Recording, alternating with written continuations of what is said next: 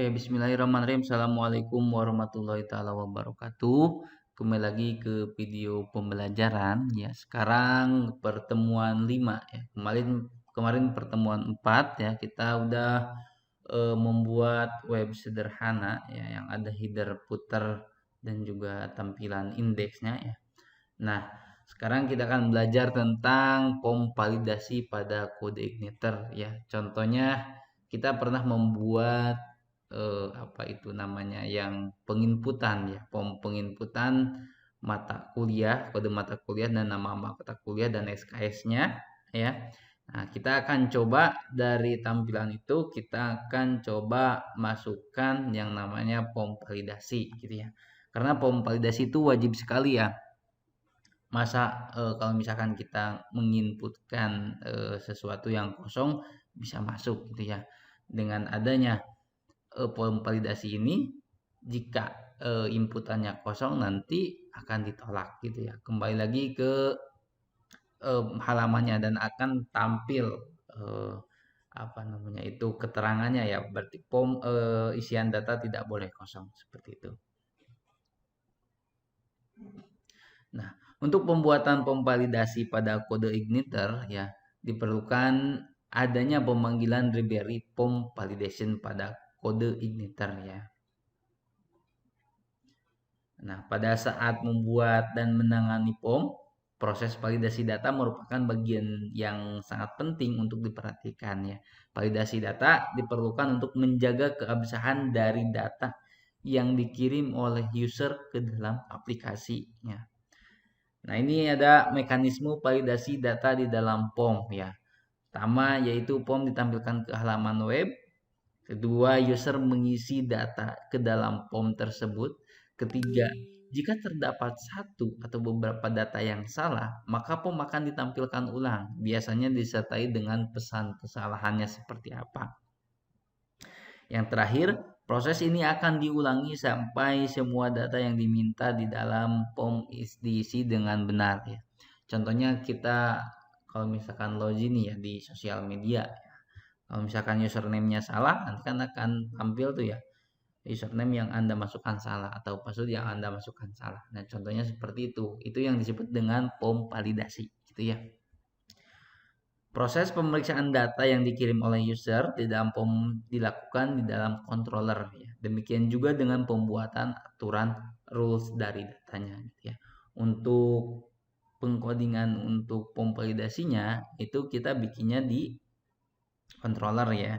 Nanti tinggal tampilkan saja di view-nya gitu ya. Nah, membuat library POM validation ya. Untuk mengimplementasikan ya, proses validasi data yang diperlukan adalah memuat library dari POM validation terlebih dahulu.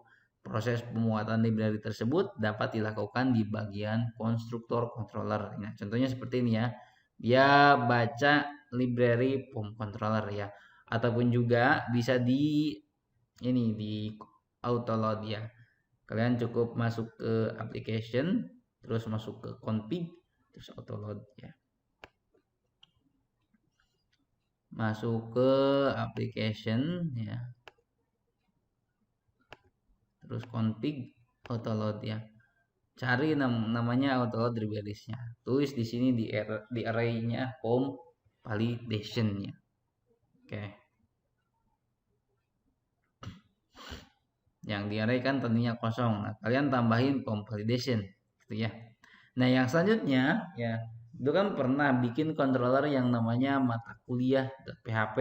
Ya, sekarang kita coba buka lagi ya. Kita akan menambahkan POM validasi pada controller mata kuliah gitu ya. Oke. Nah, ini yang disebut dengan POM validation. Kita buka aja langsung ya. Masuk ke controller, cari controller yang namanya mata kuliah. Nah, ini ya. Yang pertama ya, dulu kan hanya sebatas ini nih, kita bikin nih. Ya. Nah, dulu kan gini doang ya, langsung cetak data-data yang dikirimkan di indeks gitu ya. Dari sini apa yang dikirimkan langsung ditampilkan gitu ya.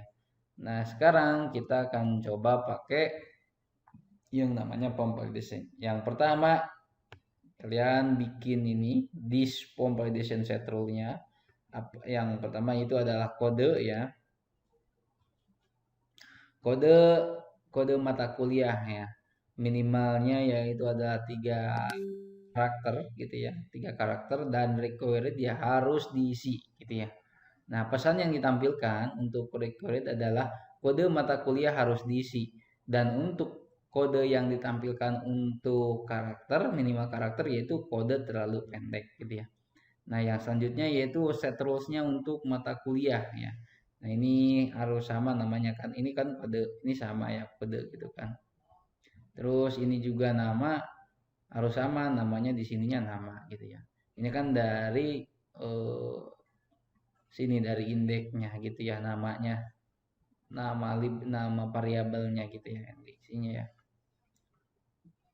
Ini untuk nama-nama mata kuliah ya recordnya yaitu nama mata kuliah yang harus diisi ya.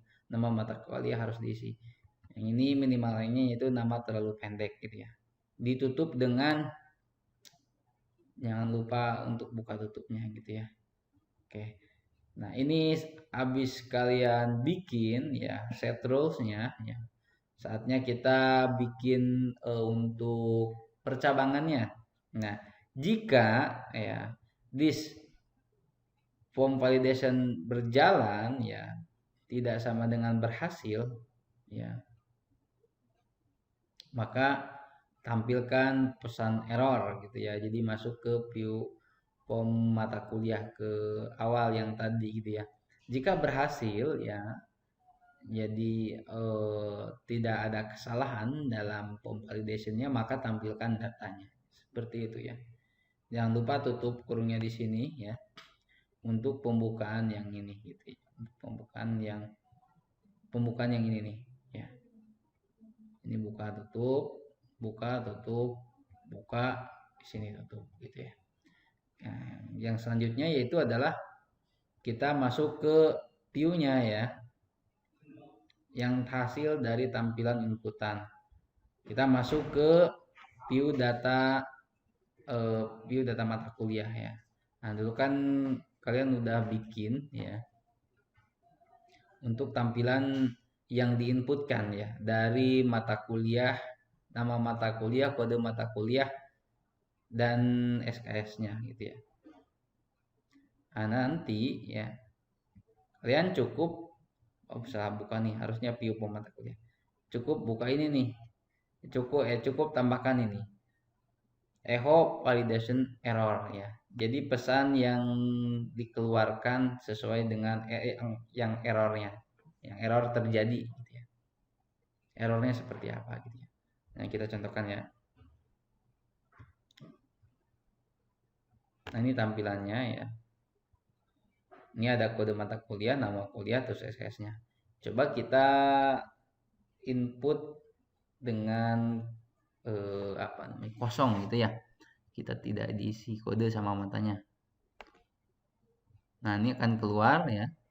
Pesan errornya itu kode mata kuliah harus diisi, nama mata kuliah harus diisi ya. Kalau misalkan kita diisi cuman karakternya pendek gitu ya.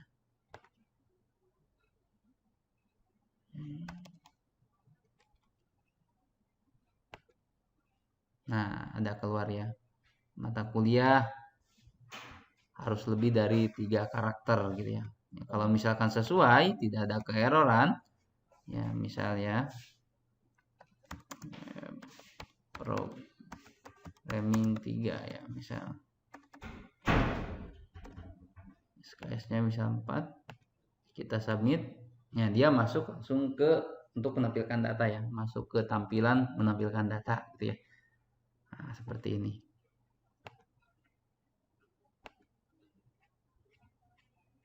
Oke, untuk pertemuan 4 cukup singkat ya, hanya menjelaskan tentang form validation saja ya. Sekian dari saya. Mohon maaf bila ada kata-kata yang salah. Akhirul kalam. Assalamualaikum warahmatullahi wabarakatuh.